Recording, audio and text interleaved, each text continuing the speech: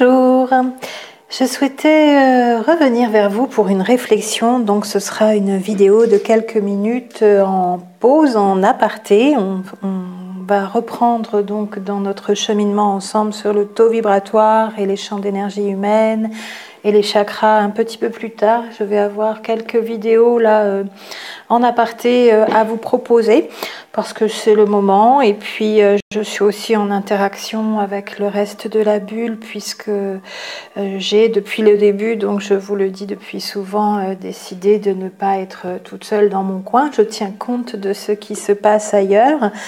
C'est pour ça aussi donc j'avais décidé de voir au niveau du profil, de la définition de soi-même, de bien se connaître soi-même, ce qui avait été fait, ce qui m'avait convenu à moi et puis moins convenu, en prenant en compte que plus on avance, plus on risque d'oublier que celles et ceux qui arrivent ont autant besoin que nous au début de ce dont on a eu besoin, mais dont on n'aurait plus besoin maintenant. Voilà, d'autres le disent. Et je voulais, voilà, par rapport à ce titre de vidéo accompagnement thérapeutique, vous redire ô combien il était important pour vous personnellement de vous positionner quand vous faites le choix d'un accompagnement thérapeutique, donc surtout dans cet accompagnement en tant que jumeau dans un duo de flammes jumelles, où vous avez besoin d'un soin, vous avez besoin d'y voir clair, vous avez besoin de clés, d'être éclairé par un thérapeute extérieur qui a déjà fait tout ce chemin avant vous. A priori, quelqu'un qui, à minima, vit aussi une histoire de flammes jumelles et à maxima, peut-être a déjà réussi la réunion. Si c'est votre souhait donc d'aller vers la réunion, que vous pensez que la réunion c'est pour vous aussi, évidemment à maxima, si vous avez avec vous un thérapeute qui est proche de la réunion ou qui est dans la réunion et qui peut vous aider, ça peut être aussi évidemment un choix de positionnement. Mais ô combien il est important, par exemple, avec ces histoires de profil, puisque ça passe en ce moment dans les vidéos, si vous allez voir des vidéos d'un côté sur le net qui parlent du runner, du chaser ou de la féminine, du masculin, qui sont devenus d'ailleurs le féminin et la masculine, alors que ça avait commencé aussi avec le runner et le chaser, que vous allez encore voir un autre auteur qui vous dira que le chaser est yin et le runner est yang, alors que d'autres auteurs vous disent l'inverse, le chaser est yang et le runner est yin. Je fais partie donc de ce dernier lot d'auteurs. Voilà, et peu importe que sur la forme, parfois tous ces auteurs ne soient pas d'accord ou en cohérence, c'est aussi les différences et la confrontation qui font avancer. Momentanément, on peut avoir l'impression de tourner en rond, mais c'est à vous aussi de sortir de ce serpent-là qui se mord la queue un peu, qui tourne en rond, et de parfois tout simplement arrêter les vidéos. Une première chose, c'est si vous allez à l'extérieur, que ce soit à distance ou en rendez-vous, en présence, demander de l'aide à un thérapeute, c'est peut-être le moment d'arrêter un peu les vidéos sur le net. Ça, vous le savez sûrement, bien sûr, la plupart d'entre vous, mais voilà, prise dans l'envie de continuer, on peut peut-être commettre l'erreur de faire les deux. Si vous allez voir un thérapeute, une thérapeute qui est compétent en histoire de flammes jumelles, mais qui ne fonctionne pas du tout avec ses profils de runner-chaser, qui le dit bien, et que vous allez en discuter avec lui en lui disant « Oh, j'y arrive pas, je me reconnais pas, je sais pas si je suis runner ou chaser », évidemment, ça va pas passer. Donc à la fois, le ou la thérapeute qui n'adhère pas à cette façon de voir les choses peut réfléchir aussi au pourquoi d'autres y adhèrent. Et à la fois, vous, en tant que personne, en demande d'aide, et on n'est jamais toujours dans les mêmes positions les uns par rapport aux autres. Hein. Des fois, le patient peut devenir le thérapeute et le thérapeute peut devenir le patient. Il faut prendre ça aussi en compte. Mais voilà, vous devez quand même choisir votre thérapeute en fonction de ce à quoi vous adhérez en ce moment dans votre vie, qui changera peut-être encore demain ou dans un mois. Et si jamais vous choisissez un ou une thérapeute qui n'adhère pas à certaines choses que vous suivez, par exemple sur YouTube, tout simplement, vous lui en parlez pas. Ça me semble évident, et pourtant, peut-être on s'emballe un peu, on s'enflamme, on fait pas assez attention, on s'enflamme, bien sûr, évidemment, on n'arrive pas à faire autrement, on s'enflamme. et ça met le feu et ça crée un petit peu des tensions et vous n'avancez pas comme vous auriez pu avancer et puis du coup ça remet des confrontations au goût du jour aussi sur la toile, mais bon, peu importe, ça fait partie du jeu, il faut accepter aussi ces moments-là. Et il en ressort toujours des choses très riches. Voilà, mais pour vous dire ô combien, et c'est pareil aussi sur des médecines naturelles comme moi je pratique, si vous venez, donc ô combien il est important de se positionner, de savoir dans quel état d'esprit on va pour demander un soin, un accompagnement thérapeutique, une aide X ou Y. Et de bien savoir ce à quoi on est prêt ou prête déjà en médecine naturelle. Ça ne sera pas comme en médecine allopathique, c'est pas le remède, le médicament magique, je reste dans mon fauteuil et j'attends que ça agisse. L'implication du patient est énorme. Alors, êtes-vous prêt à 50%, 80% ou 100%? À vous de le définir. Si vous avez besoin, dans un état d'effusion émotionnelle, d'un soin énergétique en tant que jumeau dans un duo de flammes jumelles, bien sûr, là, la question se posera beaucoup moins, puisqu'il n'y a pas besoin de parler. Ça va être le thérapeute qui va faire quelque chose au niveau du corps physique et au niveau spirituel, et donc un dégagement va s'en suivre, mais il y aura quand même ce qui va se passer pour vous au niveau spirituel, physique, émotionnel dans les jours et semaines à venir. Et là, ce sera votre travail de nouveau, le corps, l'âme, l'esprit qui vont travailler ensemble. Donc ça va revenir à bien positionner sur est-ce que si c'est un gros dégagement, vous allez pouvoir l'encaisser, entre guillemets, dans les jours et semaines à venir et peut-être vous mettre un peu au repos, ne pas être dans un stress de vie avec des grands changements, une nouvelle entreprise, des démarches administratives, voilà. Ce sera peut-être pas le moment, il faut peut-être parfois remettre un plus tard, même un soin énergétique où vous ne serez pas impliqué lors de la séance, le thérapeute va agir pour vous. Mais derrière, il va se passer des choses, il faut que vous les preniez en compte pour savoir si ça peut être intégré dans votre vie à l'instant T. Savoir si c'est mieux pour vous un soin à distance, une intervention à distance, si ça peut suffire, ou s'il est quand même impératif de ne pas faire l'impasse sur le fait de vous déplacer en présence. Alors je sais que c'est très particulier puisque on est très peu nombreux à pouvoir intervenir, on n'est pas forcément situé dans la zone géographique de la personne qui a besoin, ça peut faire des déplacements lointains, longs en temps de déplacement et onéreux. C'est un obstacle. Est-ce que c'est vraiment un obstacle infranchissable? Pareil, vous seul le savez, vous pouvez vous positionner. Et encore et encore. Donc, de quoi avez-vous besoin à l'instant T? À vous de le définir. Avec quel thérapeute qui fait quoi si les informations, vous ne les avez pas assez, il suffit simplement de lui redemander, tout simplement au téléphone. Hein. Les thérapeutes sont là pour informer les personnes qui ont besoin avant même d'intervenir, un minimum, voilà, dans un temps quand même court. Hein. Ils ne peuvent pas y passer non plus beaucoup de temps. Et après, à vous de faire le choix, le tri, et de ne pas mettre en concurrence aussi les thérapeutes. Voilà, c'est ce que je voulais dire. On le voit aussi en médecine naturelle, médecine holistique tout simplement. Un naturopathe qui travaille plus avec des plantes européennes, des techniques de réflexologie et encore d'autres chose plus classique dans sa branche à lui, qui va être mis en compétition ou en comparaison avec le dernier acupuncteur qui vous a donné des plantes de la pharmacopée chinoise, mais qui couple un petit peu aussi avec l'Ayurveda, qui vous a parlé de Vata, Pitta, Kapha, enfin, et puis vous allez en parler au naturopathe, et puis vous papillonnez comme ça de thérapeute en thérapeute.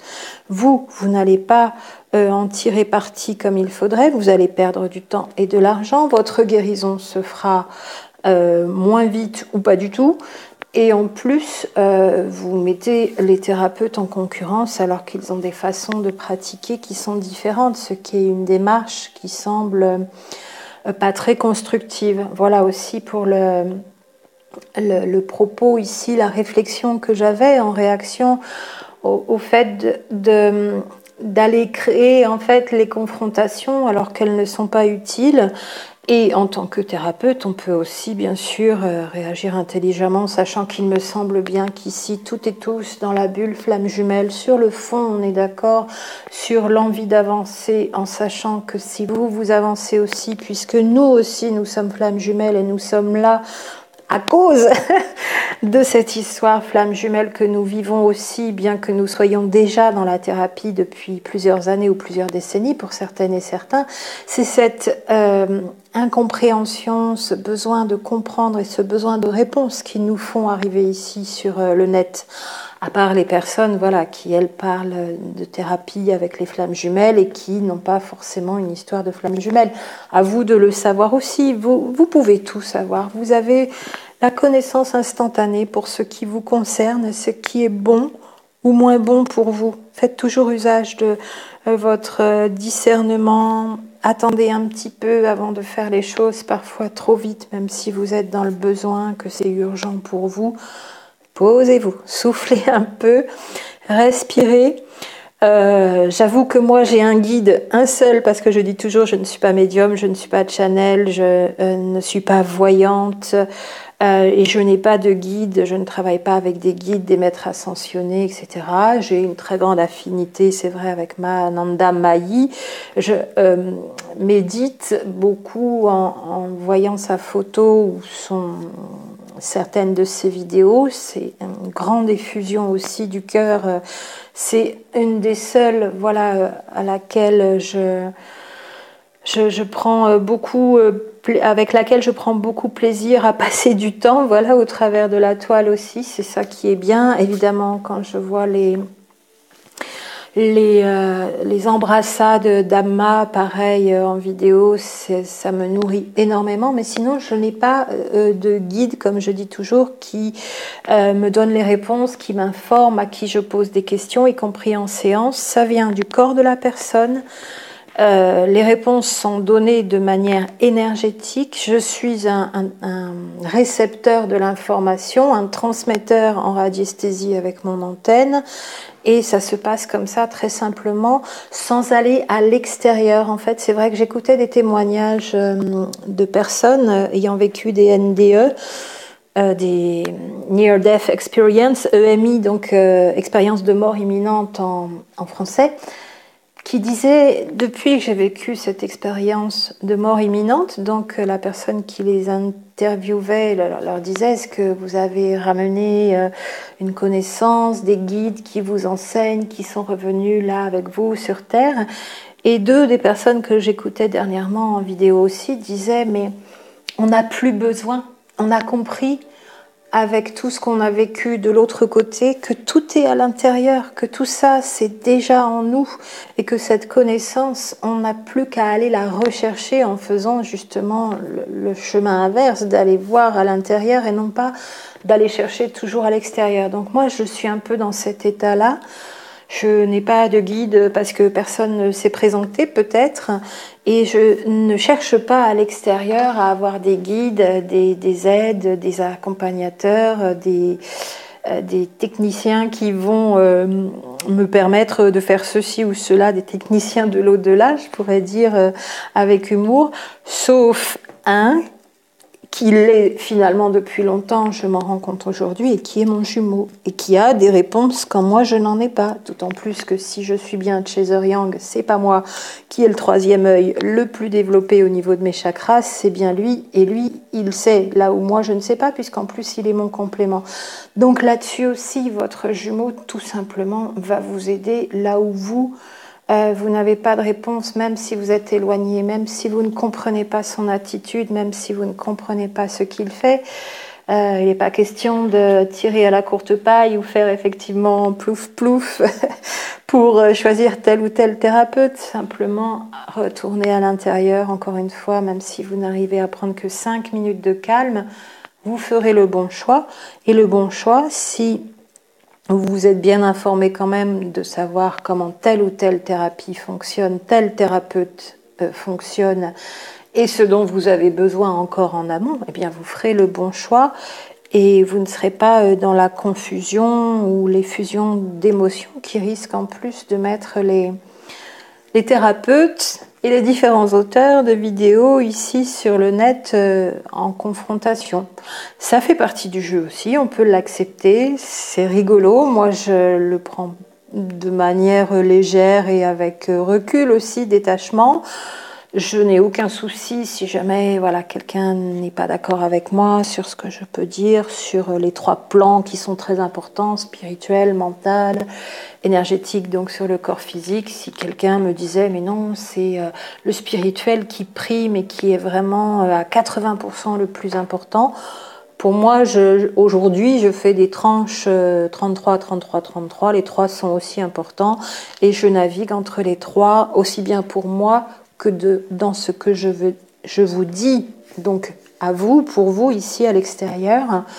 Et pas de souci si quelqu'un n'était pas d'accord avec ça, pas de souci pour recevoir encore les critiques de « Oh là là, chaser runner, ça sème trop la division », pas de souci pour entendre qu'il faudrait changer cette terminologie, bien sûr, mais pour laquelle est-ce qu'on se concerte et on y travaille toutes et tous ensemble, et à ce moment-là, on invente 2 nouveaux termes sur lesquels on est toutes et tous d'accord. On fait une vidéo commune sur toutes les personnes qui veulent quand même aider celles et ceux qui arrivent, qui découvrent leur état si difficile à comprendre de flammes jumelles, ces personnes pour qui c'est tout nouveau et puis qui disent voilà, maintenant c'est plus la féminine, le masculin, c'est plus le runner, donc le chaser, le runner pour mettre en correspondance, ça n'est plus le yang, le yin, on va oublier ça aussi.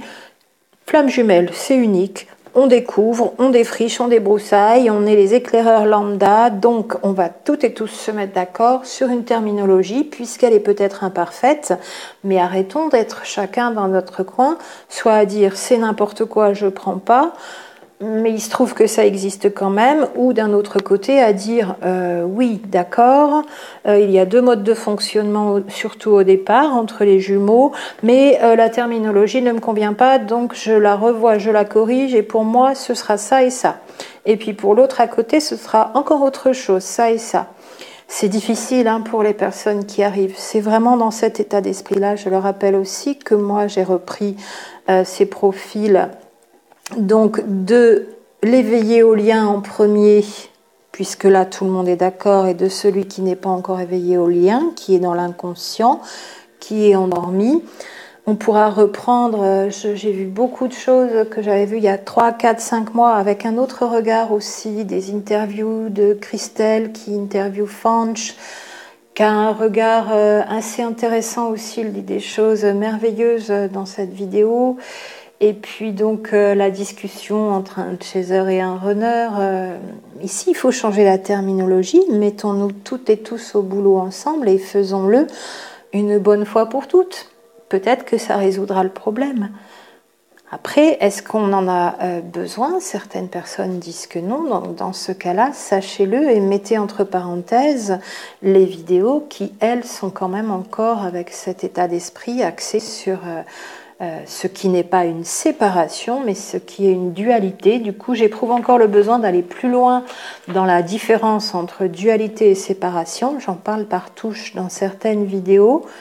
Mais si l'on reprend les définitions du dictionnaire, la dualité n'est pas ce que l'on a en tête dans toute la bulle flamme jumelle, un petit peu là, comme je l'entends, je le vois.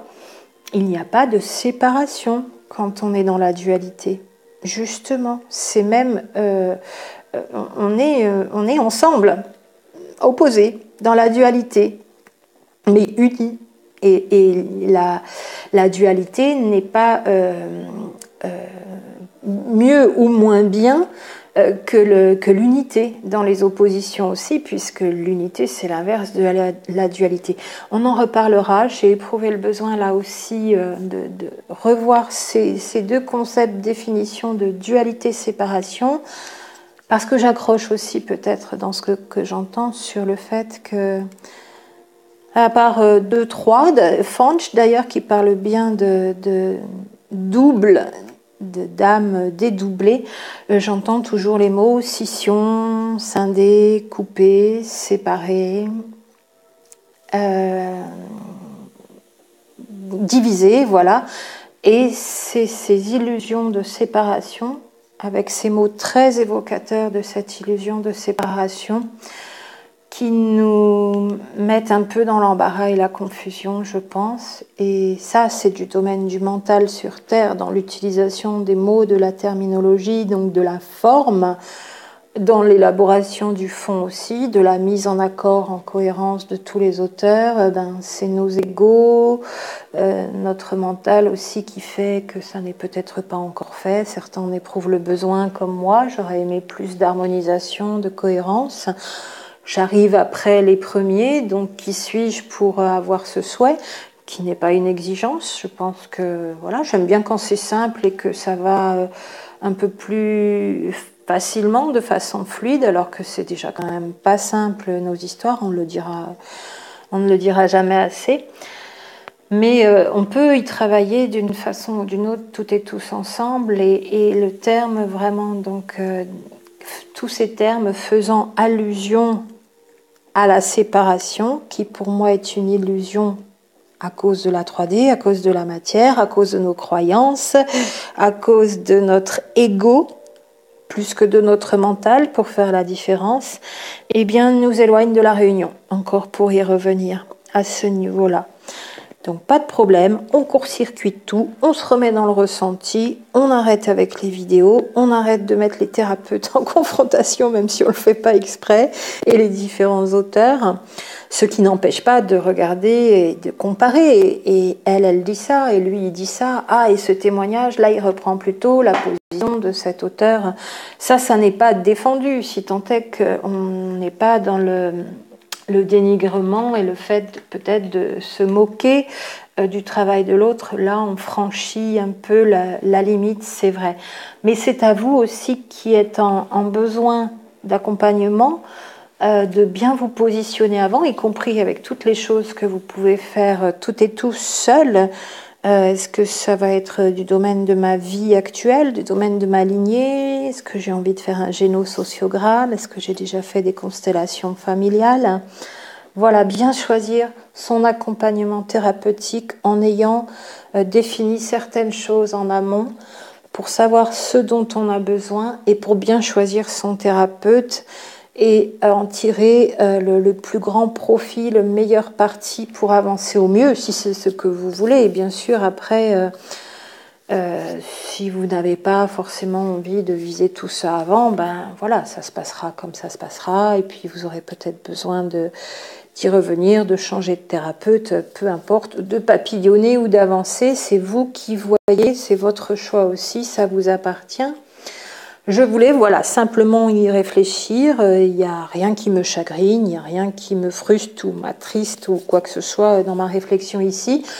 Simplement, je pense que si vous êtes bien positionné avant, en vous posant les bonnes questions, de quoi j'ai besoin, qui fait quoi, à qui je vais parler de quoi et à qui il vaut mieux que je laisse ça de côté, est-ce que je continue les vidéos, est-ce que je fais toujours partie d'un groupe Facebook, est-ce que c'est pas en train de me mettre la tête à l'envers, est-ce que dans mon ressenti, là, il n'y a pas des dissonances, je ferais bien de mettre certaines choses de côté, voilà, tout ça pour le répéter encore.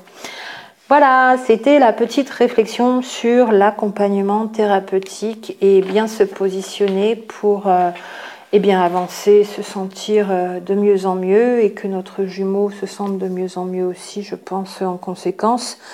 On a cette responsabilité, en fait, que à partir du moment où on se dit je dois revenir vers moi, je dois faire le travail. Je dois, en tout cas, il est intéressant, il est important pour moi que je ne m'occupe pas de ce que fait mon jumeau, je fais le travail à mon niveau. Oui, et du mieux que je le ferai à mon niveau, du mieux ce sera aussi pour mon jumeau. Parce qu'en fait, en tout cas, moi, dans mon ressenti, c'est très très fort. Je suis dépendante de son travail, que je le veuille ou non, et il est dépendant de mon travail, de mon avancement et de mon avancée. Donc c'est pas grave si à un certain moment je tourne en rond, c'est pas forcément idéal.